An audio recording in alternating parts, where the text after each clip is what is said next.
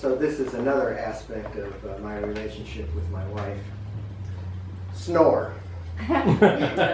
My nighttime vocals, low and rumbling, half a snort and half a steam train, penetrate her ears despite the plugs, and toss her from the shore of sleep. She struggles vainly once again to reach.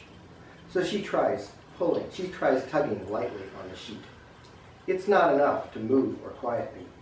She contemplates a harder pull, a desperate and not so loving pat upon the shoulder. But miraculously, there is a lull, a welcome respite to send her back to slumber. Then sometime later, I myself am wakened by a sweet song, her gentle whistle, rising, falling with her half the sheet. And so I lie and think, if only we could sing duets unheard in sleep.